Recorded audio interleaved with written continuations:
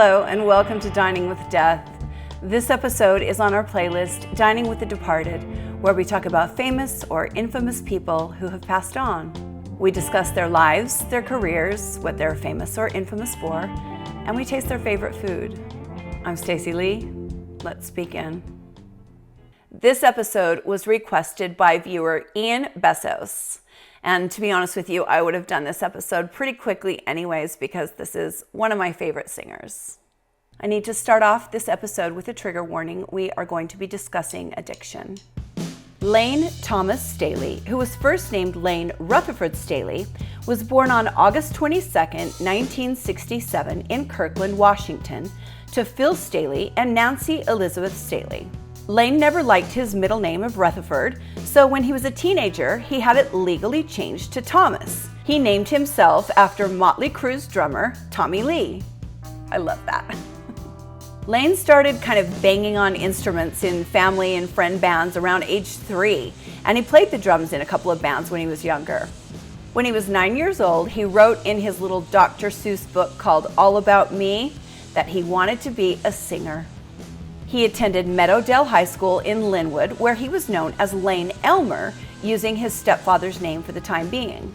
Layne was raised as a Christian Scientist, but had a very serious problem with religion as a whole, and he spoke openly about his views on how damaging it can be for some people. His parents had a large music collection, and he loved to sit and listen to Black Sabbath and Deep Purple when he was young. He loved Anthrax, Judas Priest, Van Halen, Ministry, Prince, and David Bowie. He had some seriously good taste in music. I just saw Ministry down at Brooklyn Bowl right before the thing that is happening now that shall not be named on YouTube anymore, apparently, and they were amazing. In 1985, when Layne was about 18, he formed a band called Sleaze, and they would often play local shows and appear on Seattle's local access channels. Like I said, Layne played the drums before he became a lead singer, but as we all know, he was most definitely born to be a singer. No question about that. Layne later formed Alice in Chains, with an N instead of the word in, as they came to be. And at one of the band's performances, there was someone in the audience who took note of Layne Staley's incredible vocals. That someone was Jerry Cantrell, who, by the way, I can tell you, is an incredibly nice guy. A few months after Jerry saw the Alice in Chains show, he and Layne bumped into each other at a party. Jerry was homeless at the time after being kicked out of his family house. So Layne invited Jerry to live with him at the Music Bank, which was a rehearsal studio space. Alice in Chains broke up and Layne joined a funk band, which just happened to need a guitarist. He asked Jerry to join, and Jerry said he would, but only if Layne would come and sing for his other band, which at the time didn't have a name. That band was made up of Jerry, drummer Sean Kinney, and bassist Mike Starr. Layne was hesitant, so Jerry asked him to come and sit through auditions that they had set up for a singer. All the men who auditioned were terrible, and Layne finally acquiesced and agreed to sing in the band. Layne then got permission from his old bandmates to use a version of their previous name. They made the smart choice to remove the N, and Alice in Chains was born. Alice in Chains is one of the greatest rock bands to ever take the stage. They are stand-alone. A lot of bands, and especially in the mid to later 90s, okay, I won't name names, you can't even tell them apart. There was a lot of copycats, that came after the grunge innovators. 5 seconds into an Alice in Chains song, maybe not even 5 seconds, a note into an Alice in Chains song, it's them. Nobody sounds like them. Nobody sings like Layne Staley. Nobody plays the guitar like Jerry Cantrell. They have their own totally and completely unique sound, and they are rock gods, period. A lot of people credit Layne's voice for the success of the band and say after he died, the band wasn't the same. Well, of course not, because when a band gets popular like that, it's lightning in a bottle. It just happens for that brief moment in time. So no, it's not going to be the same band, But you cannot sleep on Jerry Cantrell. He has a sound, a guitar sound. It's a little funk, it's a little heavy, it's a little metal.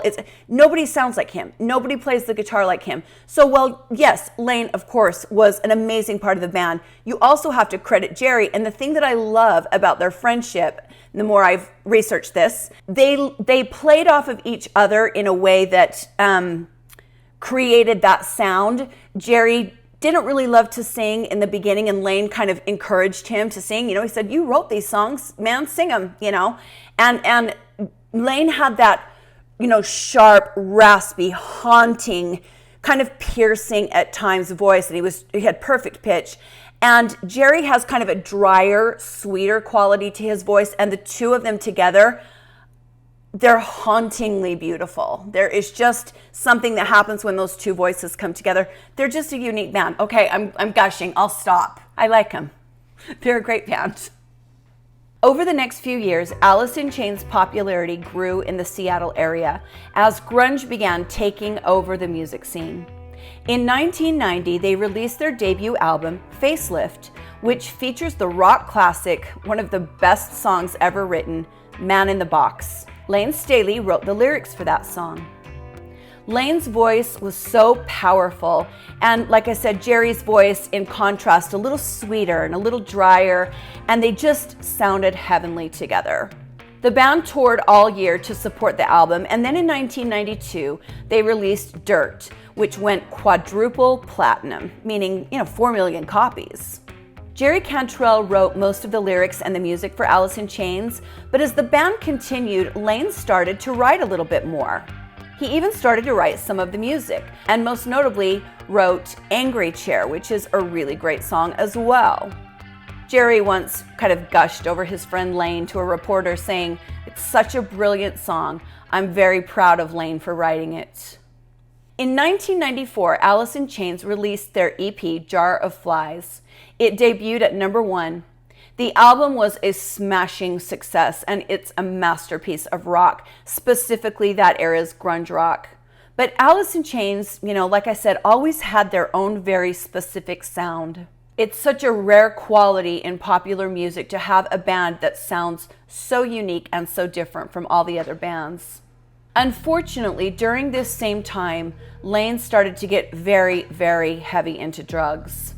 The band all did drugs, but Layne especially seemed to have really deep-seated issues with drugs. The other thing is he just didn't eat. He didn't take care of himself. He was always a little guy, and he started to waste away right before everyone's eyes.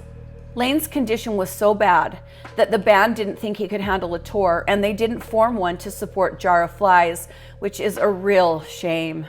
But they did what was best for their friend. Layne entered rehab at the urging of his friends, and he formed a side project called Mad Season with members of Pearl Jam, Screaming Trees, and the Walkabouts. The band even made an album which was released in 1995. It's always hard for me when I do these episodes and I talk about musicians that I love and artists that I love and actors that I love, because I can't show any of their work because of the rules here.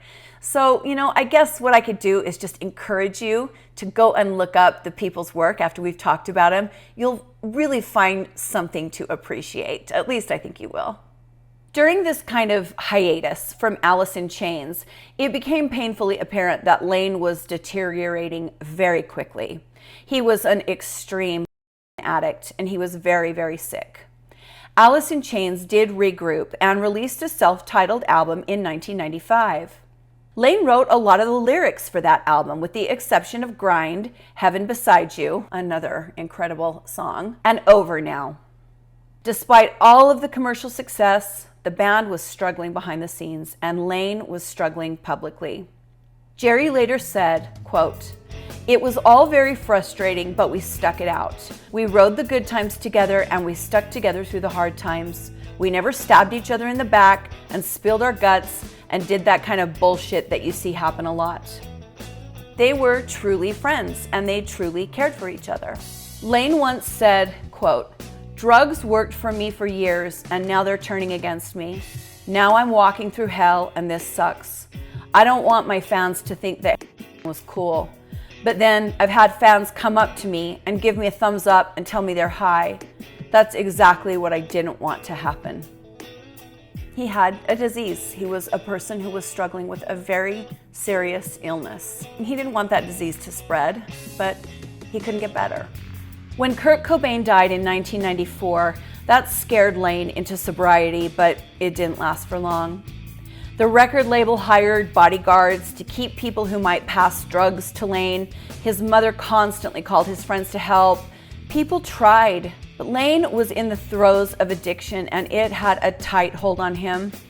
At one point, he had been engaged to a woman named Demery Lara Parrott. In 1996, she died of a drug overdose, and her death sent Layne into a spiral. His friends say he never recovered. From that point on, things were never good again. In February of 1997, Layne Staley purchased a 3-bedroom condo in Seattle, and Toby Wright, who produced Alice in Chains' third album, set up a home studio for Layne at his residence. With his own home and a recording studio he could dabble in right at his fingertips, Layne Staley became a total recluse. Although his friends and band members would often hang out at his house, he rarely left. He stayed locked away, deep in addiction, and was so sick that he contracted gangrene. He had completely lost the ability to ingest any kind of food. He lived on cans of Ensure and could not keep anything solid down. Layne had basically given up. And if you've never known anyone that struggles that severely with addiction, count yourself lucky. I had someone very close to me that at one point in time could only eat plain toast and rice. And then it got to a point where he couldn't keep that down anymore. So it's a tough thing to watch somebody give up. But when they're that sick, it's understandable. They don't want to be that sick, obviously. They don't want to be going through what they're going through. It's just something that's very hard to watch. In 1998, the band was able to get Layne to record 2 tracks with them, Get Born Again and Died, and those tracks were released on the Music Bank box set in 1999.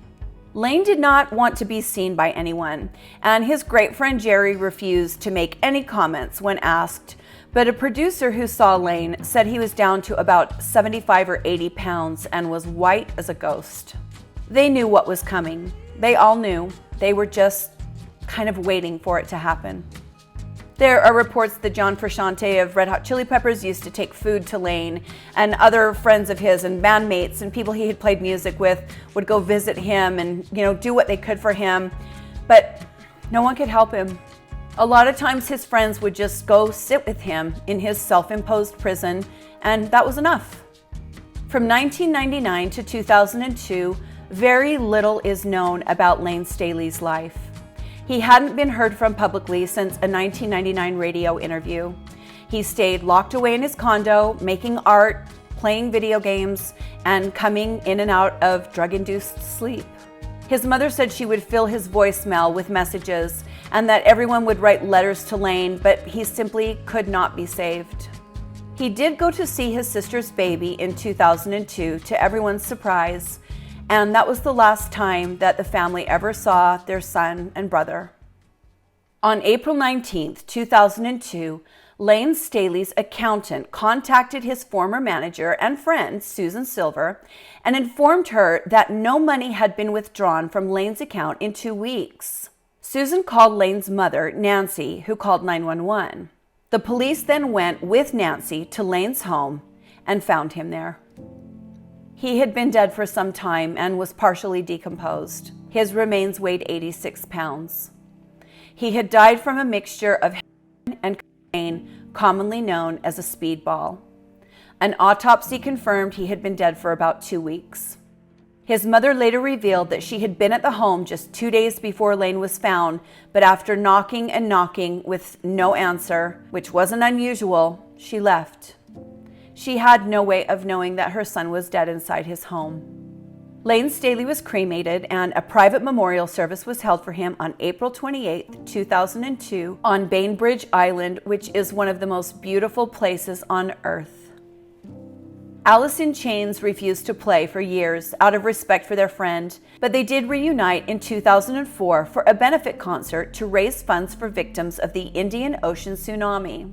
Since then, William Duvall has become the permanent frontman for Alice in Chains. Billy Corgan of Smashing Pumpkins describes Layne's voice really well. He said, "Layne had an amazing voice that had such a beautiful, sad, haunting quality about it. He was different because his heaviness was in that voice." Jerry Cantrell has always credited Layne for giving him the confidence to sing, like I said earlier. And like I said, he would tell Jerry, "You wrote the song, you should sing it." I think Layne was a man who knew his fate. He once told reporter Adriano Rubio that he knew his time was running out. He said, quote, "I know I'm near death. I did and heroin for years. I never wanted to end my life this way. I know I have no chance. It's too late." After Layne Staley's death, Metallica frontman James Hetfield told Guitar World magazine, "Lyrically, our album Death Magnetic started as a bit of a tribute to Layne Staley and to all of those who've martyred themselves in the name of rock and roll." On August 22nd, 2019, which would have been Layne Staley's 52nd birthday, Seattle Mayor Jenny Durkan announced that that day would be known as Layne Staley Day in honor of the singer's great contributions to the music world. There are so many stories about Layne, great stories, funny stories, lots of life on the road stories, like the time he broke his foot in an ATV accident and had to perform for a while propped up on crutches, or the time he got really excited about getting to open up for Kiss after Stone Temple Pilots had to bow out because of Scott Weiland's battle with addiction. Layne Staley was well loved and he was a nice person. He was just a person who was very sick with a disease that takes far too many of our greatest artists. Now, as we always do on this playlist, we talk about the departed's favorite food. I looked and I looked and I looked, and I could not find a single story about Layne Staley eating anything.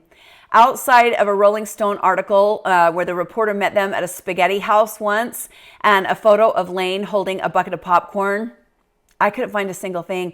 I don't think he ate. I mean, obviously he ate food. He had to stay alive, but food wasn't his thing. He also really didn't like it when people talked about how small and how thin he was. He once said, "If I want to live on sugar and I'm happy doing that, then leave me alone." Do people ask Meatloaf what he eats for dinner? Maybe he eats meatloaf every day. That's what he said. And I can completely understand where he's coming from. I am so sick and tired of the conversation about other people's body shapes, body types, who has this, who has what. It is such a juvenile, played out conversation. The guy was skinny, okay? He was skinny and he didn't like talking about being skinny, and we shouldn't talk to other people about their body types.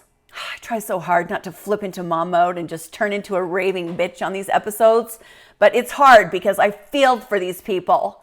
Anyway, we are sure as hell not going to remember one of the greatest rock singers of all time by drinking a can of Ensure. So instead, hang on. I have got myself a nice bottle of bourbon whiskey here. Layne was a whiskey drinker. We're gonna have a toast. Got a nice whiskey sphere.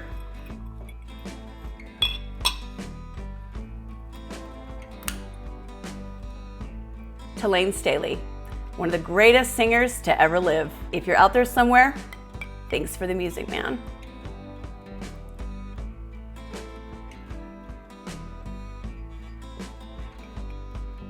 Thank you for joining me today on Dining with Death, Dining with the Departed. If you haven't subscribed to the channel yet and you'd like to see more videos from me, please do so. It helps me a lot. Stay safe and be kind to each other, and I'll see you next time on Dining with Death. Bye.